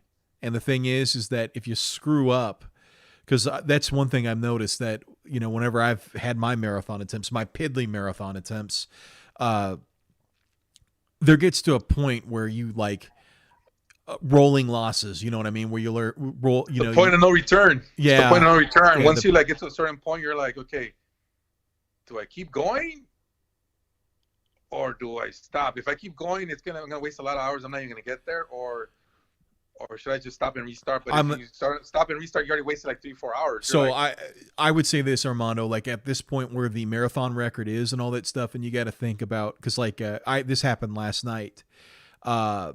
Granted, it happened with Burger King and all, or not Burger King, Burger Time. The deal is that once I got to a certain point and I realized that I lost, what was it? It's wasting peppers, because lives, you can build up lives in Burger Time, but if you waste the peppers, that will burn you late in your end game and all that. So my deal is that if you start having like a bunch of rolling losses, I would stop completely. And call it a day. The reason being is because the thing is, you don't need to injure your hand. You know what I mean? Yeah. That's what I would do with where it is right now. Is it worth hurting yourself if all you're going to get is a 15 million point score? Yeah. And that's like when I played when I did the first marathon back in June 2018. When they had like those speakers at Field Day lined up, and the Meow Wolf people were there. I mean, I spoke about the 6 million mental block.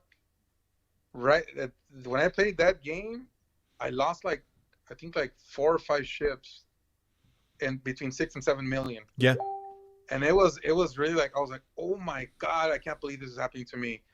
And it got to a point where like the point of no return, I go, I can't stop, because people are watching, and there's people that are going to be coming for interviews, for like to be interviewed by Phil and I have to keep playing. You have to believe, and that's where I have to try to change my mode. Like, you have to believe that and I had like 3 or 4 ships left. I think like at 6-7 million or 5. I forgot how many ships I had. And you have to believe that, okay, every single ship is going to be like 4 or 5 million. Right. And not going to get that world record. And it just, and then as you keep playing, boom, again, you're like, oh, yeah, oh my God. And then you know, I kept, even with 3 shifts, I go, I can still do it at 9 million. You have to believe to. Yeah, no, you do. I didn't. And want to get real quick, Armando. I want to give a shout out to Fireman CV. I really appreciate it. I just got the notification. I do apologize because I don't have the things notifications set up for DLive as well as the other platforms that you had subscribed or had followed on and all that. Actually, looks like you had followed on Twitch and all that. Well, anyways, I apologize for not giving you the shout out immediately and all that. So thank you very much for the follow on all the different platforms that it appears that you had actually followed us on. So we really appreciate that. So thank you. Yeah, thanks. Yeah. Yeah. Oh, and Joe Piscitelli is following now. So thank you, Joe. It's about time. You should trade. Joe Piscitelli should trademark that B, man. Everybody knows him by the B. Bzz, yep. Bzz, bzz, right? What? Okay, Joe Piscitelli. I want something. Okay, because I've been like trying to figure it out. I've been really, really trying to figure it out. What's the deal with the bees? I don't get it. They're Galaga bees. That's his trademark, the Galaga bees, man. Yeah. Everybody knows him by the bee. Bzz, bzz, bzz. You don't Well, know the bees? I know the bees, but That's his trademark, man. Like my You do- trademark is the gap right here. That's my trademark, you think? But and then my friend over here with the M, that's from Michigan. You know, Battle Creek. He's known for that baseball cap, John Finkel. hold on, I had to swap it earlier. I gotta get my hold on. I gotta get my cap now and all that stuff. Hold on, 1 second here, real quick. Uh-oh, here comes the Kanuki.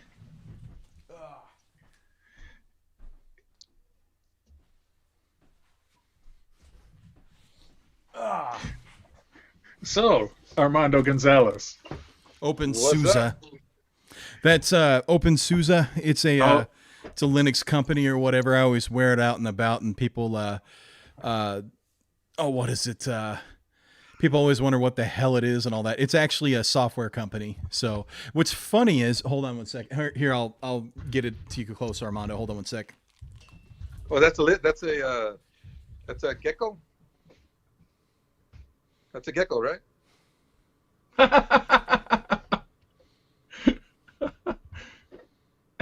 It's an armadillo.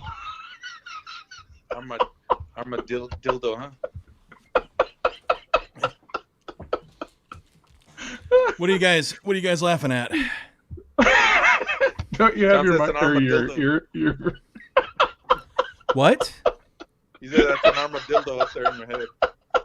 The baseball cap. Oh no, it's a gecko. Oh, That's boy. it's just a gecko, but Which is- John has a dirty mind. No. Armadillo.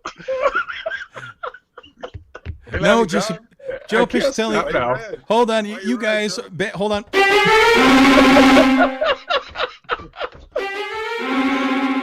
I will have order. Some bad behavior. No, it's a gecko and all that stuff. So it is funny. It is funny, but no. What's funny is I don't even use this version of Linux. I use Debian. So that's kind of how that goes. So it's kind of a joke as far as like when people like ask me, they're like, "Oh, you use OpenSUSE?" I'm like, "No, I've never used it in my life. I just happened to show up to a meeting or whatever, and they handed out like swag and all that, and I was like, yeah, I'll take the hat, and I did. I got this. I got my. Oh I yeah, got my, yeah. Show us that. Show us that. That's actually more interesting. I got my Galaga wristband. I'm sure there's other guys that have it too, that I gave out. That I give a box to Jordan to give to the people in Gala. So, yeah, I'm gonna. So I made this one, and so I really love. Yeah, I still wear it. I think I only watched it once, man, but I don't care. It's, I really don't wear it that often. It's well, actually I do actually, but I really. Yeah, I know. I was like, wait a minute. I watched it a couple of times because I don't want to mess up the patch. So No, absolutely not, man. No, that's nice, man. Yeah, I want to make some more different ones. So hopefully down the road. But I bought a because we have to wear face masks. So I bought like a Galaga one. So we'll see. I'll show you guys later on. But that was pretty sharp, actually. Yeah, it is. Oh, hopefully it's legit because I saw that.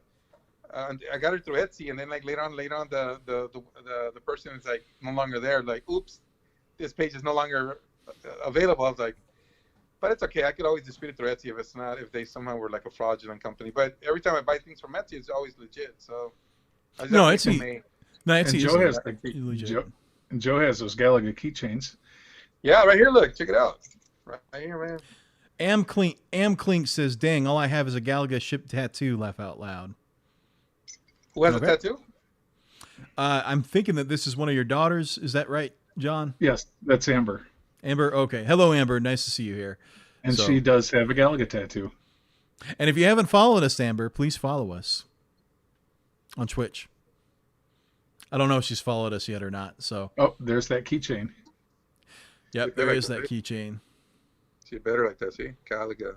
Yeah, you can get this on Etsy. I've seen it, you can get that tattooed on your forehead, Armando. Oh hell no, I'm not that kind of No, there's people in Australia that got tattoos with the space fighters, the starship. So people have done that, but not in the forehead. And I think in their calves that's hardcore. I'm not gonna do that. So. Thank you, John Mike Cast, for following. We actually know who that is. MG Castra is John Mike Cast, so he's following us here. So we really, really appreciate that. So we always love that notification and how it works there and all that. I think I need to reposition it, John, because I think what happens is whenever we have guests and all that, I have to resize the Facebook video and all. So my apologies about that. So it is what it is, so that's how that goes. Well, heck, Armando, we've been at it for an hour and a half, and it was a pleasure. No, it's not over, man. I still got more things to say. Say them. There we go. Absolutely. I was just doing that. Oh, okay. It's not good. I was just laughing. Just messing around, man. No, the reason why is because I got to do some reports and all that stuff. So my wife is giving me the stare. She's like, well, you know what? If we could get my video working here on incoming calls, I could bring him on tomorrow even, or somebody. Well, tomorrow. So tomorrow, John, like as far as that goes, what would you want to do? Because I was thinking if whenever we stream tomorrow, I was thinking something along the lines of maybe just something casual and thank you, Amber Klinkle, for following us there. We really, really appreciate it. Thank you very much. So really appreciate that. No, what I was going to say is this. What if I'm going to see if I can get a game working and we do something where we stream a game, but we just have like a nice casual chat or something like that, if you know what I'm saying. Yeah, and actually, I wasn't sure whether or not you were going to be able to be on tomorrow, so I was actually thinking about possibly streaming gameplay, but that we could do something different. We got to figure out what you can play on your Linux. I was thinking, I don't know if people would be interested or not, possibly either some Burger Time play or we do something that would be a little bit more entertaining. Seventh Guest. That point and click game. It's a puzzle game and it's scary. Don't know. I mean, I can see if I can get it to work, or I'll see what I can do as far as getting it to work, but it just depends. So can you play any of the newer stuff on your Linux thing? I've gotten GTA 5 to work. Thing is, okay. I'm horrible at it. I've got How about Fortnite? Nah, Fortnite's no. The reason why is because of the fact that who does Fortnite? Who actually makes Fortnite, if I'm not mistaken? Epic Games. Yeah, Epic Games. They used to have their stuff work on Linux, and then something happened where they had like some anti-cheat thing or whatever, which basically the anti-cheat thing actually kicked the Linux users off because they were like doing all kinds of, not that they were doing anything malicious, they actually, in order to get things to work on Linux, you have to hack it. So, hack things to work because a lot of things are made for Windows. But on Steam, anything that's a Steam game, for the most part, I can actually play with no problem. So anything, believe it or not, anything that's on Steam, for the most part, I'd have to do like a check with ProtonDB. Hold on, I'll show that what people are talking about. So let me put it this way. Let me see. Oh, what's Armando doing? I've got a shot of that beard there. This is my son. Oh, you gonna show him to everybody? Yeah. Yeah, he is. Look Hey, at little that. APK. Hey, little APK. Yeah. He's 2 months old, and yeah, he occupies a lot of my time, and it's awesome being a father, and first time ever, and kind of hard to balance, but you know, he's a great little kid, and his name is Jager Alec Gonzalez. So say hi. Hey, So I just wanted to Jager. show him, Hey, you know, Jager. so That's really cool, man. That's really, really cool. he has the death stare. He's like, oh, So does he have the moves like Jager? yeah, no, No. no. You can have him dancing. Yeah. So he's yeah. So I just wanted to show him to you guys, but So, John, I don't and know. then this is my wife. This is my wife. Come on, right here. Look, No. this is my wife. Oh, Oh, yeah. no. She's gotta It's- come on, it's too. a- Guy. No, Armando, Sorry. leave your wife alone. Wait, if she doesn't want to be on video and all that. Yeah. So right All right. now, Oh, there's Armando, two of us. right now, what I'm showing right now is actually a Proton database. These are, we have a website that's totally devoted to finding out what games actually work in Linux for Steam and all that. So there's actually a lot that actually works and all that. Obviously, Counter-Strike. Well, the thing is, Counter-Strike Go. That So really is a doesn't. red no, and yellow is so-so, and green is good. I think that well, green is actually native. Green is actually native, meaning that it's built for Linux, so you don't have to worry about compatibility issues. Oh, no kidding. Yeah. Well, I mean, like Counter-Strike Go. Counter-Strike Go is actually they actually have a port of it for Linux, so I can play it, you know, and play with other people and all that and all that good stuff. So you have the different ranks are native. Native is the best because of the fact that it's actually built for Linux, and then following that is platinum, and then after that is gold. And then you start getting into like bronze, where it's kind of like, you know, bronze and silver, where it doesn't work too well and all that. So, but like GTA 5, it works perfect on my computer. Granted, the only thing is I don't have it installed right now because it takes up a lot. It takes up a lot of memory, a whole lot of memory, like 80 gigs or something like that, which is to me, Oh, wow. That is yeah, pretty big. yeah, it's for me like that's nuts as far as like the amount of space that it takes up. And granted, it's a fun game, but like that's the thing is that I had to stop playing it because it was too fun. And I've thought about getting that what was it, the medieval game or whatever, like where it's like a cross between like medieval times and Oblivion, because you know, like Armando, there is one type of game that I absolutely love playing.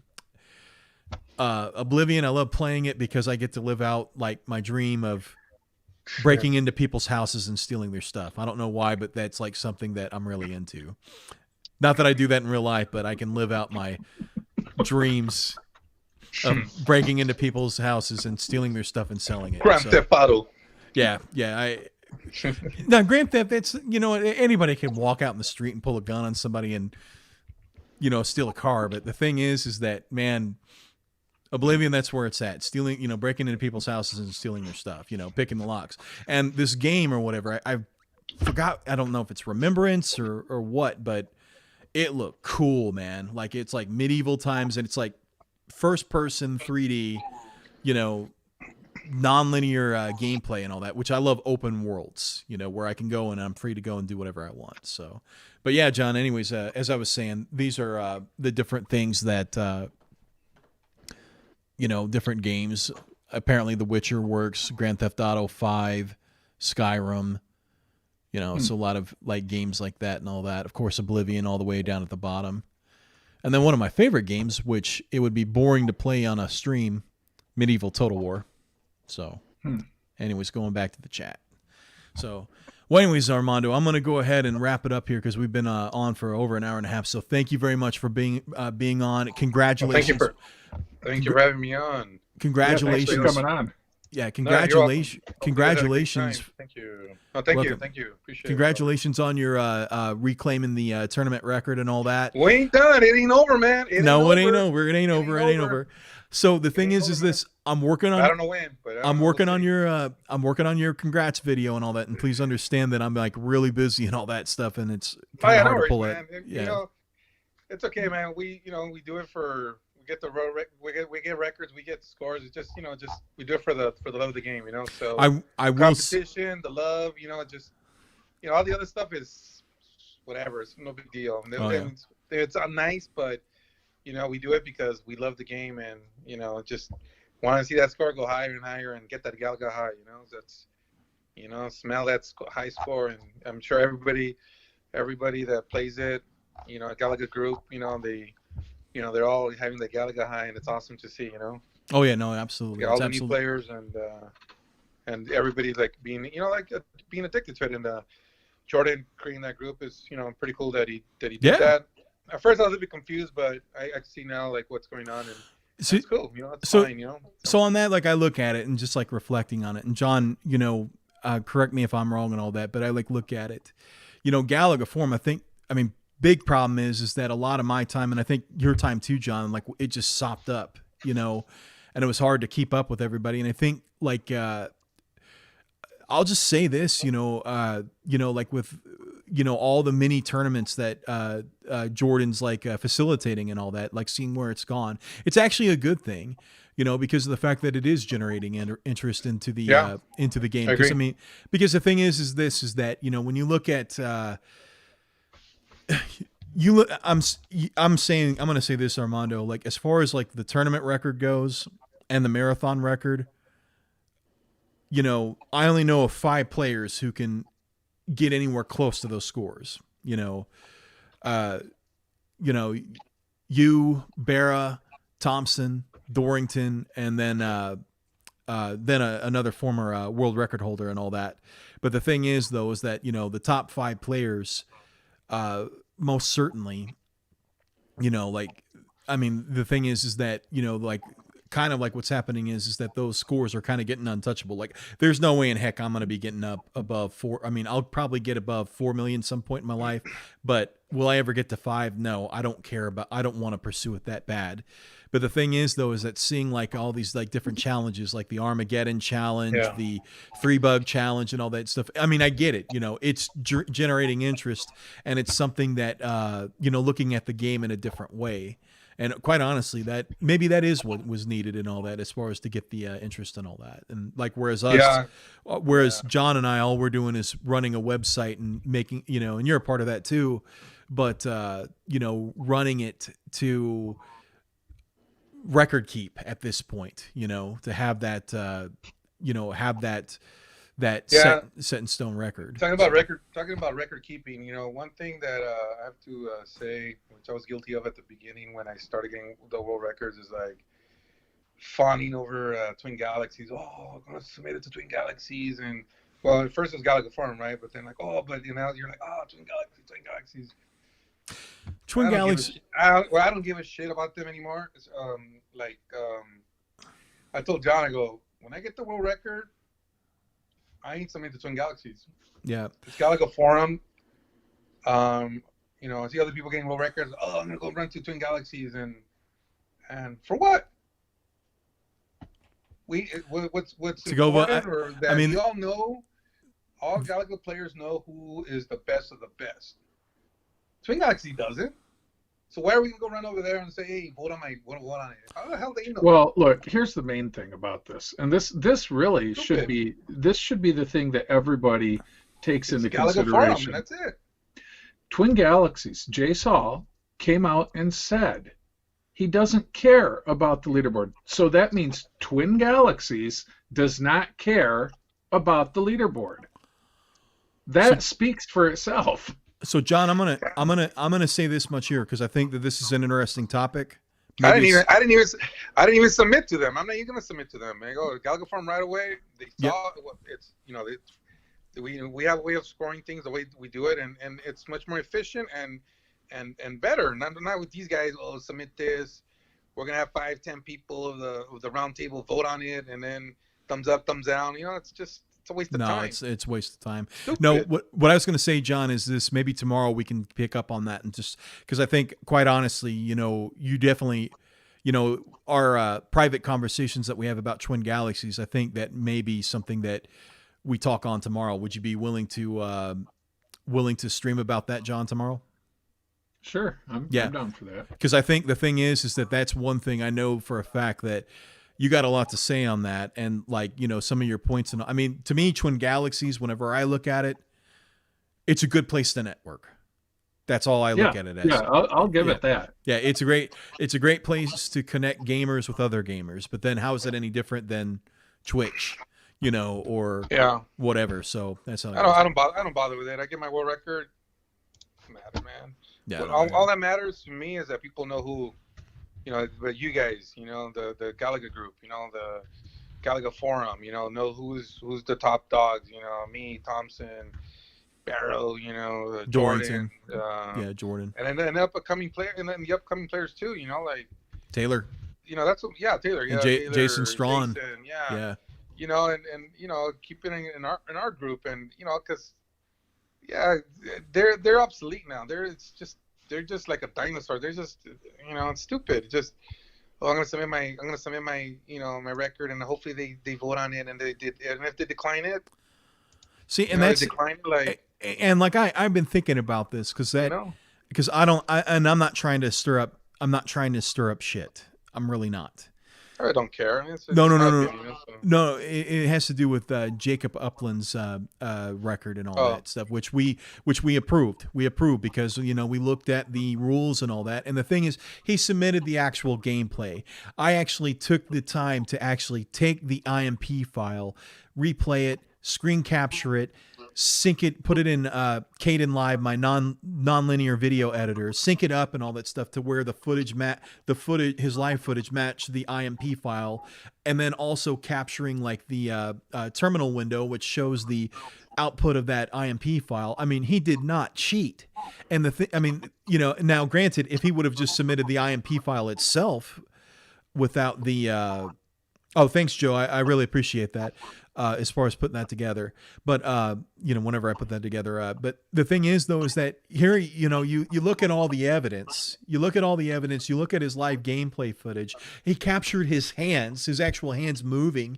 And I mean, I'm sorry, cause if we deny that, we're going to look like idiots. And another thing is that, I know that our rules say, like the overall rules say about wolf maim and all that, but then like our specific rule, it's like what John pointed out, and as the administrator should point out, that we will accept all platforms. And I think like whenever he submitted to Twin Galaxies, I mean, it's a big deal because of the fact that he point pressed more than anybody else and all that. And, obviously he was doing that to get recognition within the Twin Galaxy community.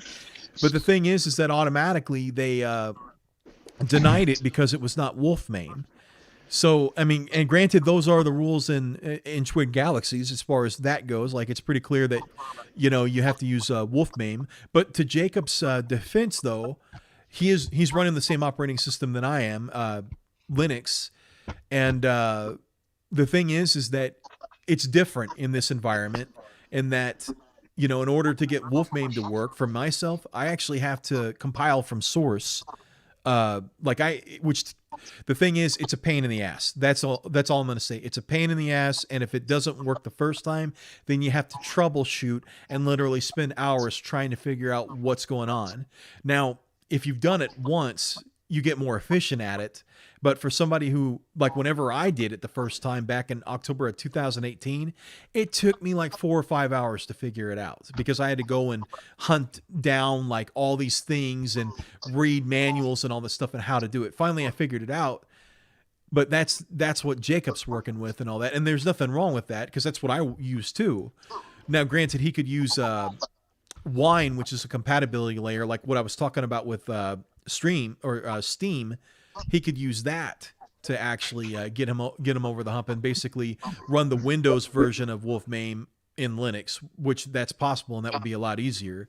But the thing is, though, is that it really bothers me that all of a sudden he just gets rejected like right then and there, because of the fact that, he didn't have a wolf maim file. But the thing is, he's got the IMP file, which if he only submitted that, then I would say, deny it. But because he had the live footage and anybody can see that it was, it's like you got the live footage. If you do the checks on the IMP file, everything works out. So it's kind of sad. So Go ahead. So here's something else that kind of ties along with that. Jordan had that game, where he got both records in the same game that we put up on our leaderboard, right away. He's got the marathon record with Twin Galaxies. He submitted a tournament score, and it just got lost. Yeah. Did he submit? I thought he didn't have enough submission points. I thought that's what the problem was. Well, I guess he submitted it, and they just never did anything with it. Like 2 or 3 months went by, and nothing. So he can fill in the blanks on that. I don't have the full details, but he just said that was, to him, that was a pretty big issue, and the same thing I think happened to someone else too. Oh, Jordan, I'm very sorry. We don't need Twin Galaxies. Twin Galaxies needs us. but forget them. Oh, there he is. He says, "Yep, got lost." Wow, that's sorry to hear that, Jordan. I'm really sorry to hear that. But anyways, well, Remember that.